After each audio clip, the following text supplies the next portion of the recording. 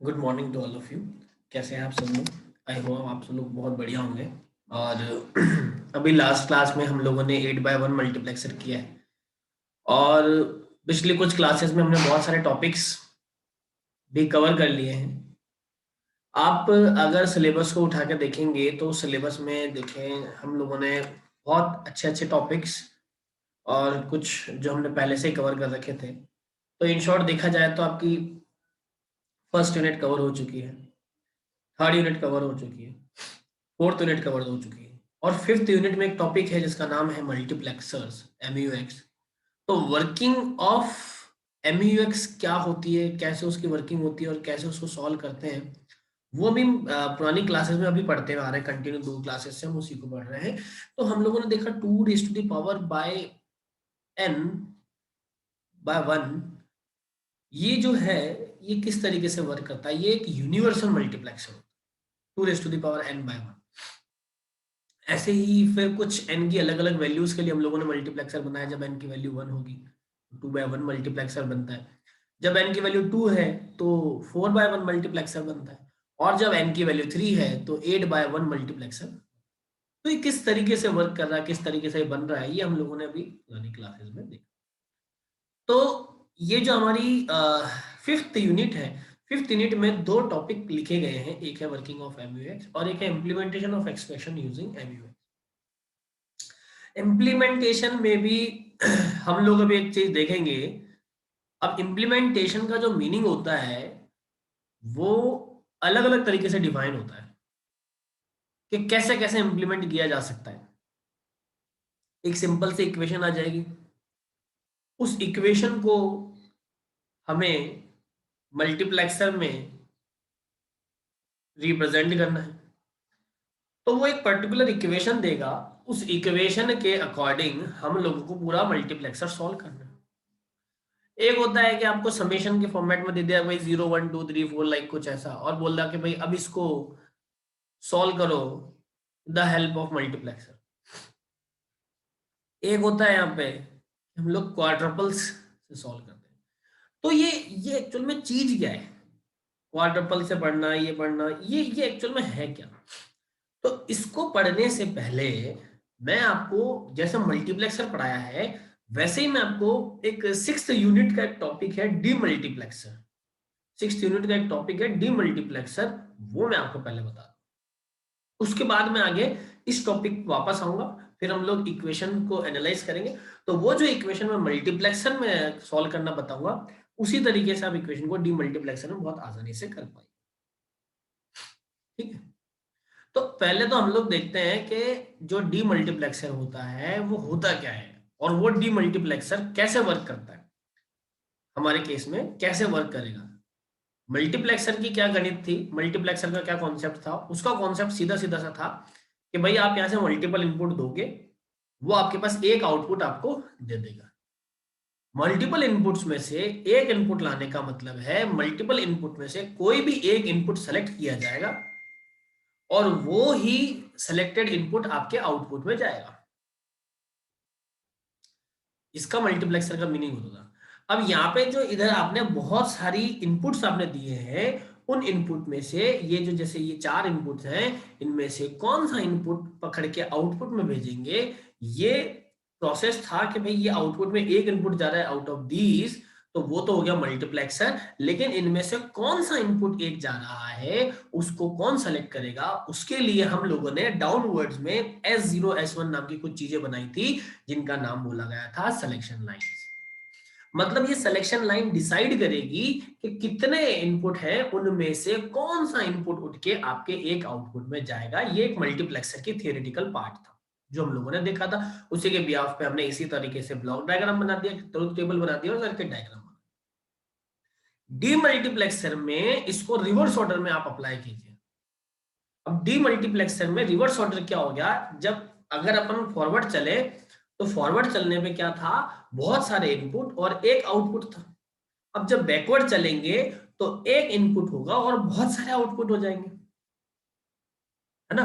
तो डीमल्टीप्लेक्सर की कहानी क्या है कि इनपुट तो एक जाएगा लेकिन output 2 raised to the power n के फॉर्मेट में निकलेंगे, जहां की जो पावर n है वो total number of selection lines हो जाएगी। अब जैसे यहाँ पे हम लोग 2/1 मल्टीप्लेक्सर पढ़ते हैं, तो डीमल्टीप्लेक्सर में उसको 1/2 डीमल्टीप्लेक्सर पढ़ेंगे, जिसमें कि एक इनपुट है और 2 आउटपुट होंगे। अब उन दोनों आउटपुट में से कौन से आउटपुट में ये एक इनपुट जाएगा, जैसे ये गया तो अब ये D0 में जाएगा या D1 में जाएगा, ये कौन डिसाइड करेगा। तो फर्दर इसको डिसाइड करने के लिए डाउनवर्ड में एक सिलेक्शन लाइन आपको मिलेगी जो कि डिसाइड करेगी कि किस केस में ये इनपुट, जो एक इनपुट है वो कौन से आउटपुट के लिए सफिशिएंट है। सारी बात सही है। तो उसके लिए वापस से हमारे पास क्या रहेगी, सिलेक्शन लाइन रहेगी। ये तो मैंने बताया 1/2 का। ऐसे अगर मैं 1/4 पे बात करता हूं तो एक इनपुट रहेंगे और 4 आउटपुट रहेंगे, 1 इनपुट और 4 आउटपुट रहेगा। तो अब ये एक आउटपुट D0 में जा रहा है, D1 में जा रहा है, D2 में जा रहा है, D3 में जा रहा है, हो गए 4। तो ये एक इनपुट जो इधर से आएगा वो D0, D1, D2, D3 किस में जाएगा, ये कौन डिसाइड करेगा। तो इन 4 आउटपुट में से कौन से आउटपुट लाइन में आपकी ये इनपुट लाइन का जो जाएगा, ये डिसाइड करने के लिए फर्दर हम 4 को लिखते हैं 2 की पावर 2। तो पावर में क्या लिखा है, पावर में 2 लिखा है, जितना पावर में लिखा है उतनी सिलेक्शन लाइन। तो 2 सिलेक्शन लाइन होंगी S0 S1, ये दोनों सिलेक्शन लाइन ये डिसाइड करेगी कि ये जो एक आई इनपुट गया है, ये इनपुट आपकी कौन सी आउटपुट लाइन में जाएगा, जो कि 4 आउटपुट लाइन है। इस तरीके से ये आपका क्या बना देगा, 1/4 डीमल्टीप्लेक्सर बना देगा। और इसी तरीके से जैसे 8/1 मल्टीप्लेक्सर मैंने पढ़ा था, तो उसी तरीके से 1/8 डीमल्टीप्लेक्सर बनेगा। 1/8 डीमल्टीप्लेक्सर में क्या होगा कि भाई एक तो इधर से इनपुट जा रहा है और इधर आपके पास टोटल 8 आउटपुट आपको मिल रहे हैं, है ना। अब 8 अगर आउटपुट है, D0, D1, D2, D3, D4, D5, D6, D7, तो ये एक इनपुट इन सब में जाएगा।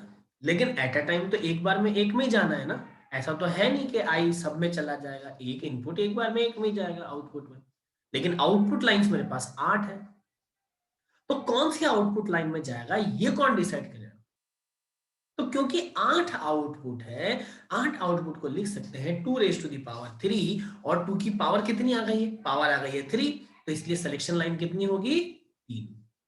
सिलेक्शन लाइन कितनी हुई, ये सिलेक्शन लाइन ये डिसाइड करेगी कि ये जो एक इनपुट है वो अब D0 में जाएगा, D1 में जाएगा, D2 में जाएगा, D3 में जाएगा, D4 में जाएगा, D5 में जाएगा, D6 में जाएगा या D7 में जाएगा। मतलब ये एक सिलेक्शन लाइन, मतलब ये जो सिलेक्शन लाइन है ये डिसाइड कर देगी कि एक इनपुट कौन से नंबर के आउटपुट में जाएगा और कौन सा आउटपुट अभी इनेबल होगा। तो इसके जो डिसीजन की पूरी कॉन्सेप्ट है डीमल्टीप्लेक्सर में, वो किस पे डिपेंड कर रही है, सिलेक्शन लाइंस पे, जैसा कि मल्टीप्लेक्सर में कर रही है। तो हमें क्या समझ में आ रहा है, हमें यह समझ में आ रहा है कि भैया मल्टीप्लेक्सर के कॉन्सेप्ट में इधर से बहुत सारे इनपुट डालते हैं, इधर से एक आउटपुट डालते हैं, जो कि इन सिलेक्शन लाइन पे डिपेंड करते हैं। तो सारा गेम जो है वो इस सिलेक्शन लाइन का है, ये डिसाइड करेगा कि भाई ये जाएगा, ये जाएगा, ये जाएगा, या कौन सी चीज आपके इनपुट में जाएगी। तो उसी अकॉर्डिंग इसको क्या बोलते थे, मल्टीप्लेक्सर बोलते थे। लेकिन डीमल्टीप्लेक्सर के कॉन्सेप्ट में ये एक इनपुट जा रहा है तो मल्टीपल आउटपुट बाहर आएंगे और वो डिपेंड करेंगे इन सिलेक्शन लाइन। ये सिलेक्शन लाइन बताएगी कि ये इसमें जाना है, इसमें जाना है, कौन सी चीज में ये जाएगा, ये कौन डिसाइड करेगा, वो सिलेक्शन लाइन डिसाइड करेगा। तो इसको क्या बोलेंगे, डीमल्टीप्लेक्सर बोलेंगे। आ रही बात समझ में, इसको क्या बोलेंगे, डीमल्टीप्लेक्सर इसको बोल देंगे। अब कोई दिक्कत है तो पूछ लो, ऐसे भी बोलते हैं ना इसको, डीमल्टीप्लेक्स, इसमें कोई टेंशन है तो अभी मल्टीप्लेक्सर और डीमल्टीप्लेक्सर किस तरीके से वर्क कर रहे हैं, किस तरीके से इनकी वर्किंग टेक्नोलॉजी है, या किस तरीके से इनका वर्किंग मेथड है, क्या वो आपके माइंड में क्लियर है क्या। अगर वो क्लियर है तो फिर हम लोग डीमल्टीप्लेक्सर के बारे में आगे पढ़ते हैं। मतलब जैसे हमने 2/1 मल्टीप्लेक्सर बनाया, ऐसे 1/2 डीमल्टीप्लेक्सर बनाएंगे, उसकी ब्लॉक डायग्राम बनाएंगे, ट्रुथ टेबल बनाएंगे, उसका सर्किट डायग्राम बनाएंगे, फंक्शंस बनाएंगे। ऐसे ही 1/4 का करेंगे, 1/8 आपके लिए असाइनमेंट हो जाएगा, वो सारी चीज हम फिर अब करेंगे। तो आपको ये कॉन्सेप्ट माइंड में बैठा था कि डीमल्टीप्लेक्सर एक्चुअल में होता क्या है। हवाई किले मत बना देना कि हाँ सर आ गया समझ में, आप तो आगे बढ़ो। हवाई किले नहीं, समझ में आया तो यस, नहीं समझ में आया तो नो। सिंपल सा कॉन्सेप्ट है। हाँ बच्चों, आया क्या समझ में? जल्दी से बताओ। अनुसुईया को आ गया है, आगे बाकी बच्चों की क्या कहानी है? अभिषेक का भी मैसेज आया है, आ गया है। बाकी मिस्टर धर्माज्ञा एंड और कौन कौन रहता है एक्टिवेट को? विशाल को भी आ गया, वेरी गुड। ये इतने बच्चे हो तो तुम्हें आंसर देने में शर्म आती है क्या?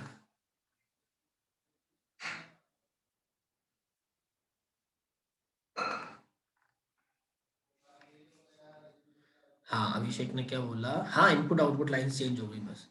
हाँ तो ऐसे बोलो ना भाई। देखो रिप्लाई दोगे तो मुझे समझ में आएगा कि आपको हाँ भाई समझ में बैठ रही बात, बैठ रही और आप हो अभी। मतलब बड़े मार्केट से निकल जाओ इधर बोलते रहे, क्या मतलब उस चीज का? बोलते रहा करो।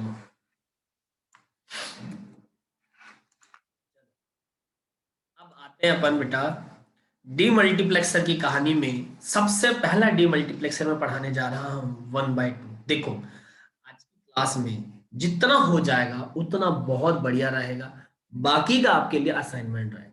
इस बात को दिमाग में बैठा लीजिए। अभी मैं 1/2 करवा रहा हूँ, टाइम मिलेगा हम लोग 1/4 भी करेंगे। तो जितना हो जाता है उतना अच्छी बात है। हमें करने तीनों है 1/2, 1/4, 1/8, क्योंकि मैंने इन तीनों के ही मल्टीप्लेक्सर भी करवाए हैं। तो आपको इन तीनों का डीमल्टीप्लेक्सर भी बनाना है। 1/2 में करवा रहा हूँ, 1/4, 1/8। तो 1/8 तो 100% आपका असाइनमेंट हो गया, ये तो फिक्स है। अब 1/4 डिपेंड ऑन टाइम रहेगा, ठीक है। चलिए सबसे पहला डीमल्टीप्लेक्सर है 1/2 DEMUX, डीमल्टीप्लेक्सर 1/2। सबसे पहले बच्चों इसका ब्लॉक डायग्राम बनाएंगे तो ये बनेगा इसका ब्लॉक डायग्राम इस तरीके से।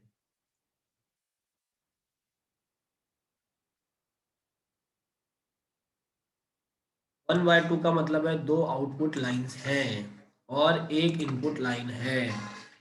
इनपुट लाइन को मैंने आई बोला है, आउटपुट लाइन को D0 D1 बोला है।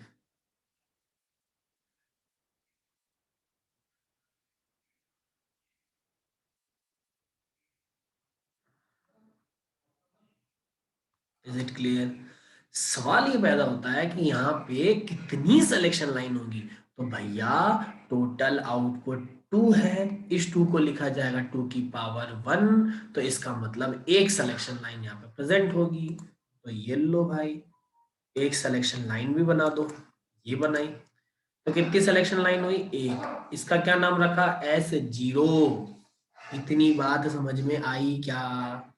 आ गई ना? ये ब्लॉक डायग्राम है, ठीक है। तो इस ब्लॉक डायग्राम में किसी को कोई समस्या है तो पूछ लो। इसको लिखेंगे इनपुट, इसको लिखेंगे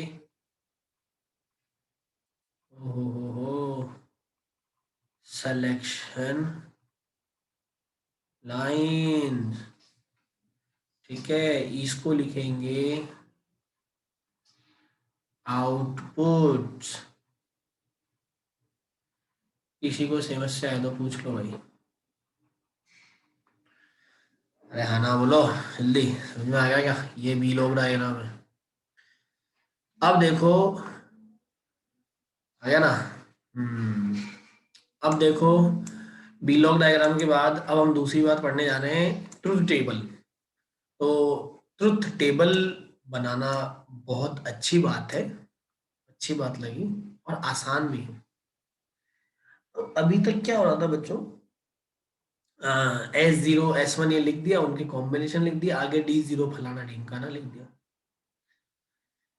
अब सवाल ये पैदा होता है कि यहाँ पे ट्रुथ टेबल में कौन से कॉन्सेप्ट में क्या चाहेगा। तो आप मेरी बात को समझेंगे, इसकी जो ट्रुथ टेबल में बनाने जा रहा हूँ वो ट्रुथ टेबल कैसे बनेगी। तक क्या होता था, अभी तक इधर सारी सिलेक्शन लाइंस आती थी और इधर हम लोग y के लिख के और नीचे सारे इनपुट्स लिख दिया करते थे, D0 D1 D2 D3 इस तरीके से।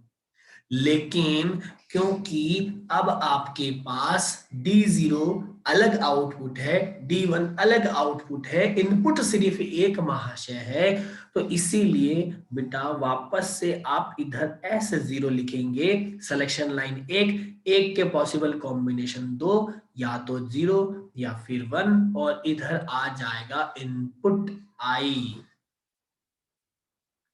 ये इनपुट I सब में जाएगा, बस डिपेंड करेगा कि एस यानी सिलेक्शन लाइन का कॉन्सेप्ट क्या है। This is your truth table, TT table.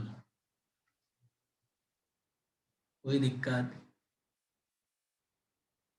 आते हैं फंक्शन पे। तो ये जो एक कहानी है बेटा, ये D0 की कहानी है, ये जो कहानी है वो है D1 की कहानी। तो जब तीसरा कॉन्सेप्ट मैं लगाने जाऊंगा जिसका कि नाम है फंक्शन, अलजेब्रिक फंक्शन, तो अब फंक्शन एक नहीं बनेगा, बहुत सारे बन जाएंगे। क्यों? क्योंकि आउटपुट बहुत सारे हैं। वहां पे तो पूरा एक फंक्शन बना रहे थे मल्टीप्लेक्सर में, क्यों? क्योंकि वहां आउटपुट एक था। यहाँ पे फंक्शन मल्टीपल बनेंगे, अलग अलग बनेंगे, क्यों? क्योंकि यहाँ पे आउटपुट भी बहुत सारे। तो it's totally depend on the output. Is it clear? तो सबसे पहले मेरा एक आउटपुट आ रहा है D0, तो D0 का फंक्शन क्या बनेगा भैया? S0 का नॉट मल्टीप्लाई बाय I। और D1 का फंक्शन क्या बनेगा? S0 multiply by I। ऐसे सेपरेट, जितने आउटपुट उतने फंक्शन। यहाँ पे 500 आउटपुट हुए तो 500 के 500 फंक्शन बनेंगे, इस बात को ध्यान रखना। समझ में आ रही है? अब उसके बाद मेरे को फोर्थ कॉन्सेप्ट में क्या करना है? फोर्थ कॉन्सेप्ट में मुझे लगाना है इसका सर्किट डायग्राम। सर्किट डायग्राम, ठीक है। अब सर्किट डायग्राम कैसे बनाएंगे समझो। भाई देखो, पहले गया S0, फिर गया I, और S0 में ये आ गया आपके पास नॉट फंक्शन, इसमें तो कोई टेंशन है नहीं। अब आपके पास दो आउटपुट है, तो मतलब दो एंड गेट लग रहे हैं यहाँ पे दो जगह।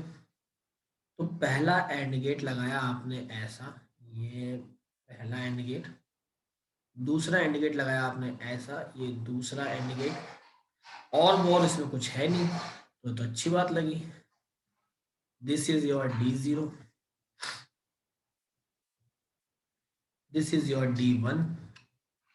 और क्या बोला गया है कि D0 में क्या क्या जा रहा है? पहले तो इस I को ऐसा खींच दो, ये I सब में जाएगा, I इधर भी जा रहा है, और I का तो कॉन्सेप्ट ही अलग है, सब में जाएगा। D0 में देखो क्या जा रहा है, S0 का नॉट जा रहा है, तो ये तो अच्छी बात है, S0 का नॉट जा रहा था।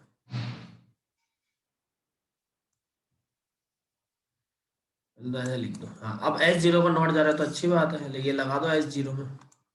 और इसमें क्या जा रहा है? सिंपल S0 जा रहा है, तो ये लगा दो S0 में। ये लो, ये आप क्या बन गया? क्या इसका सर्किट डायग्राम बन गया। ये क्या बन गया? इसका सर्किट डायग्राम बन गया। तो इस तरीके से आपने क्या सीखा है? D multiplexer of 1/2। 1/2 का डी मल्टीप्लेक्सर आप सीख चुके हैं, बधाई हो। अब इस डी मल्टीप्लेक्सर में किसी को समस्या है तो पूछ लो पहले। अगर इसमें किसी को कोई डाउट है, कोई प्रॉब्लम है, तो पहले पूछ लो।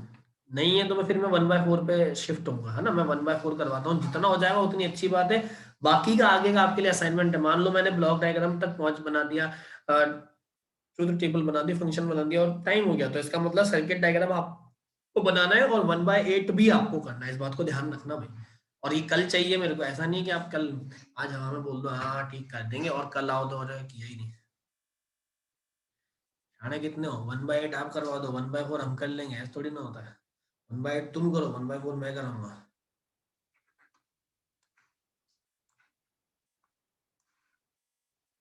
मैं 8 में ज्यादा फंक्शन बनेंगे, उसमें मेहनत करो, सीखो। सीखोगे नहीं तो कैसे काम चलेगा। चलो ये नोट कर लिया क्या? ये नोट कर लिया क्या? इसको हम लोग यहाँ से हटा दें क्या?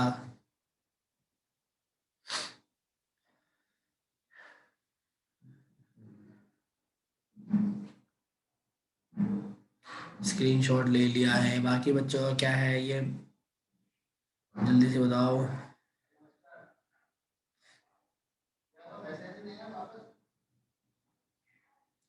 हाँ भाई, बाकी मनुष्य ने भी नोट कर लिया क्या? जल्दी जवाब दो भाई, नहीं जम जाता है क्या मुंह में? हाँ, ये सब। अब आ जाओ 1/4 डी मल्टीप्लेक्सर पे। तो बेटा 1/4 डी मल्टीप्लेक्सर तो अब बिल्कुल इजी हो गया आपके लिए, है ना? अब आप बहुत आसानी से कर लो। कैसे, समझो। ये आपके लिए ब्लॉक डायग्राम आ गया, जिसमें आपके पास ये एक तो इनपुट लाइन आ गई। अब मुझे इनपुट आउटपुट लिखने की जरूरत ही नहीं है। 4 आउटपुट है, तो 1, 2, 3 और 4। आई होप ये आपके बात क्लियर है ना? अब बेटा सुनो। देखो इनपुट में अपन ने क्या लिखा है, इसको आई। आउटपुट में क्या लिखा बेटा, D0, D1, D2, D3। तो टोटल 4 आउटपुट है। 4 को लिख सकते हैं 2 की पावर 2। तो पावर 2 है, इसका मतलब टोटल सिलेक्शन लाइन कितनी हो गई, 2। और ये 1/4 DEMU एक्सेट डी मल्टीप्लेक्स है। टोटल इनपुट लाइंस कितनी हो गई, 2। कौन कौन सी हो गई? पहले तो इनपुट लाइन ये रही, और सॉरी सिलेक्शन लाइन, और दूसरी सिलेक्शन लाइन ये रही। सिलेक्शन लाइन हो गई। इस सिलेक्शन लाइन लाइन का मतलब है S0, इसका मतलब है S1। ठीक। अब आपको सबसे इंपॉर्टेंट बनाना है इसकी ट्रुथ टेबल।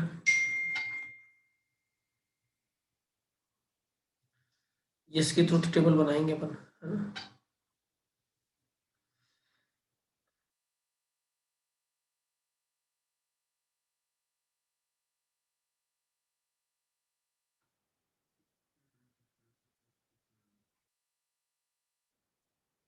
तो ये S0, S1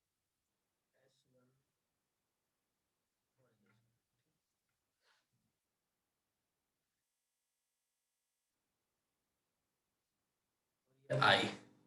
तो यहाँ पे 0 0, 0 1, 1 0 और 1 1। तो इधर भी आई, इधर भी आई, इधर भी आई, इधर भी आई।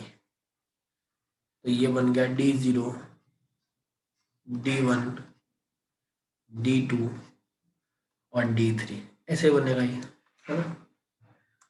चलो अच्छी बात है। ये इस तरीके से आपकी। अब ध्यान से समझना मेरी बात। मैं क्या बोलना चाह रहा हूँ उसको समझेंगे अपन।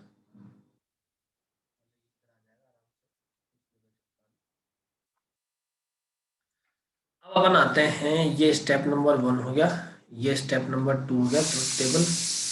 अब आते हैं अपन स्टेप नंबर 3 पे, जो कि फंक्शन है अपने। फंक्शन के लिए बेटा D0 का जो अगर फंक्शन देखूंगा, तो क्या S0 का नॉट, S1 का नॉट मल्टीप्लाई बाय आई आएगा। और ऐसे ही जो मैं D1 का अगर फंक्शन देखूंगा, तो उसके लिए S0 का नॉट S1 मल्टीप्लाई बाय आई आएगा। ऐसे ही D2 का अगर मैं फंक्शन देखता हूँ, तो S0 S1 का नॉट मल्टीप्लाई बाय आई। ऐसे ही D3 के लिए अगर मैं देखता हूँ, तो आता है S0 S1 मल्टीप्लाई बाय आई। ये कैसे आया, ये ऑलरेडी आप सभी को पता है कि भाई ये कैसे आया। सारी बात समझ में, आप सभी को ये सारी चीज पता है कि भाई ये कैसे आया। अब उसके बाद जो हमारा नेक्स्ट कॉन्सेप्ट है, नंबर 4। इस नंबर 4 में अब आपको सबसे इंपॉर्टेंट काम करना है, वो है सर्किट डायग्राम। सर्किट डायग्राम बनाने के लिए अब यहाँ पे एक तो रहेगा S0, एक रहेगा S1 और एक रहेगा आई। तो इधर एक नॉट गेट मैंने बना दिया है S0 के लिए, इधर एक नॉट गेट बना दिया है S1 के लिए। तो आप चाहें तो देखो वो भी कर सकते हैं जो मैंने पहले बनाया कि भाई लाइन वहां चली जाए और वहां पे आप सर्कल बना दो, तो पॉसिबिलिटी आपके पास सारी है, वो आप पे डिपेंड करता है आप क्या यूज करते हैं। अब मेरे को D0 D1 D2 D3 चार फंक्शन है, तो ऑब्वियस सी बात है सब में एंड लगा है तो चार एंड गेट बनाने पड़ेंगे। तो ये पहला एंड गेट बनेगा, इसी को हम लोग कॉपी पेस्ट कर लेते हैं तो चार हो जाएंगे हमारे पास। ये सेकंड है,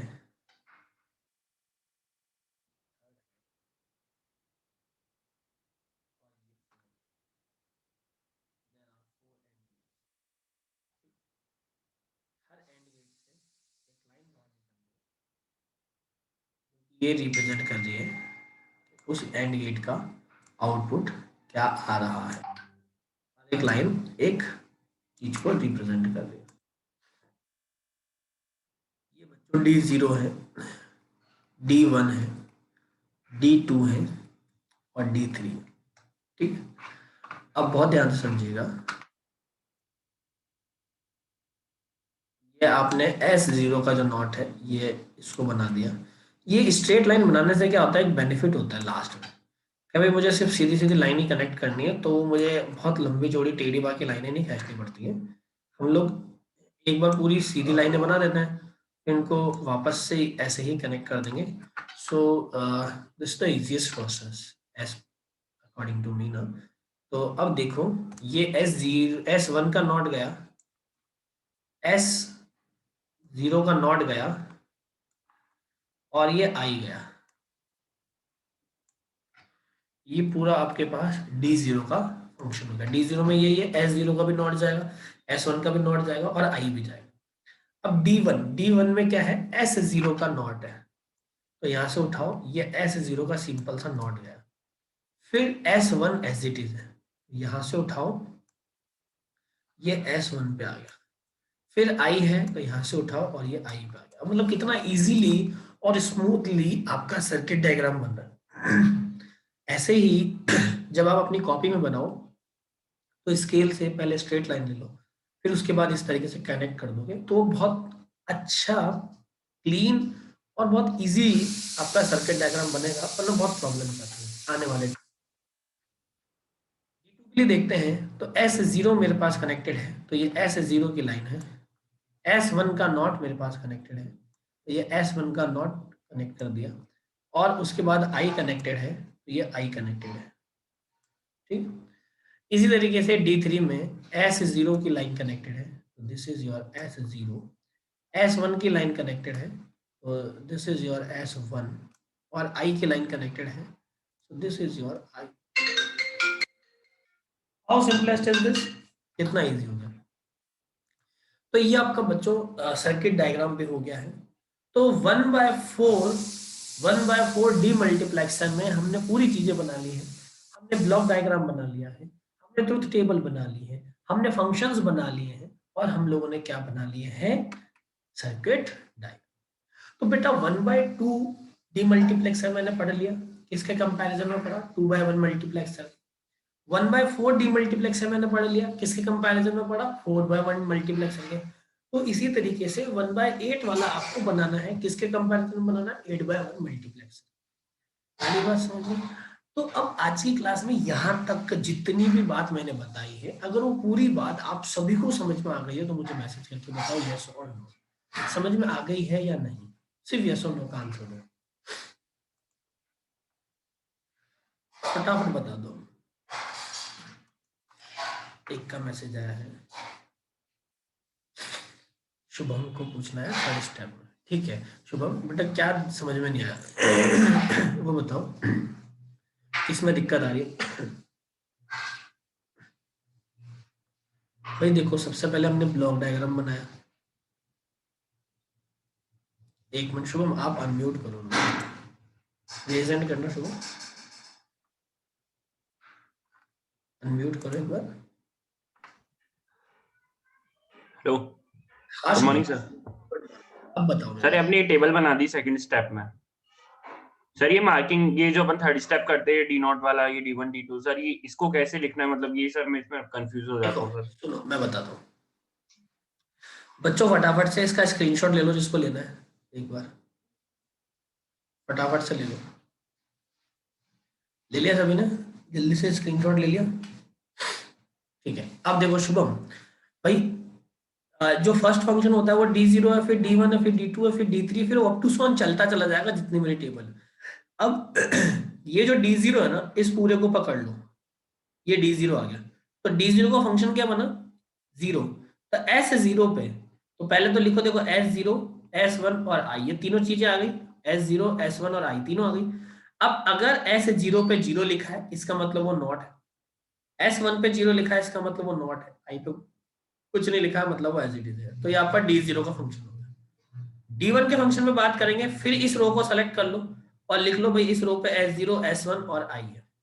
अब S0 पे 0 लिखा है मतलब वो नॉट है, S1 पे 1 लिखा है मतलब वो सिंपल है, और बाकी I एज इट इज। अब ये फंक्शन हो गया D1 का। ऐसे ही D2 और D3 को हमने किया। तो शुभम अभी आपको ये चीज क्लियर है या नहीं है? हाँ शुभम, क्लियर है क्या आपको अभी ये चीज? Yes sir, yes sir. Sir और ये फोर्थ वाला मतलब ये वाला कैसे करेंगे, मतलब कौन सा वाला? फोर्थ वाला मतलब ये डायग्राम। फोर्थ वाला देखो, जितने भी इस टेबल में, यहाँ पे इस टेबल में ऊपर हेडिंग जो भी दिख रही है उस हेडिंग को मैंने यहाँ पे लिख लिया है। देखो S0 S1 और I, फिर जो भी S0 है उसका मैंने सिंबल भी बनाया और नॉट भी बना दिया, S1 का भी मैंने सिंबल बनाया और नॉट बना दिया, और I इनपुट लाइन तो एक ही है क्योंकि वो कभी चेंज ही नहीं हुई है ना? अब मैंने इनकी स्ट्रेट लाइन खींच दी सीधे सीधे। उसके बाद यहाँ पे देखा कि भाई फंक्शन एक्चुअल में कितने हैं, तो मैंने देखा D0 D1 D2 D3, यहाँ पे अभी 4 फंक्शन मुझे बनाने हैं। और चारों फंक्शन में देख रहा हूँ कि जैसे यहाँ पे लिखा है ये S0, यहाँ पे ऊपर देखो S0 multiply S1 not multiply I, इनके बीच में मल्टीप्लाई का सिंबल है भाई, कोई सिंबल नहीं इसका मतलब मल्टीप्लाई, और मल्टीप्लाई का मतलब होता है एंड गेट। तो यहाँ पे 4 फंक्शन और चारों के बीच, चारों में एंड गेट लगे हुए हैं, तो मैंने 1 2 3 4 टोटल 4 एंड गेट बना दिए। एंड गेट से एक आउटपुट निकला, उसका नाम D0 D1 D2 और D3 रख दिया। ठीक है, अब D0 अगर मैंने इसका रखा है तो D0 में जा क्या रहा है, S0 का नॉट जा रहा है, S1 का नॉट जा रहा है और I जा रहा है। तो यहां से एक लाइन निकाली ये वाली जो सीधी S0 के नॉट में जा रही है, फिर दूसरी लाइन निकाली जो S1 के नॉट में जा रही है, और तीसरी लाइन निकाली जो सीधी I में जा रही है। तो तीनों के इनपुट इसमें आके मर्ज हो गए और आउटपुट आ गया D0। ऐसे D1 D2 और D3 के लिए मैंने कहा। अभी क्लियर है? Yes sir. ओके, और भी अगर किसी को कोई डाउट है तो आप पहले पूछ लो। किसी को कोई भी अगर प्रॉब्लम है, कोई दिक्कत है तो आप क्लियर कर लो, क्योंकि आपका ये डीमल्टीप्लेक्सर भी ओवर हो चुका है। अब हम लोग एक बार क्वार्टरपल भी देखेंगे, लेकिन पहले उससे पहले आप ये बताओ जो मैंने अभी बताया ये बात आपके माइंड में क्लियर हो गई है क्या? समझ आ गया सभी को? चलिए वेरी गुड। तो फिर thank you so much guys for today.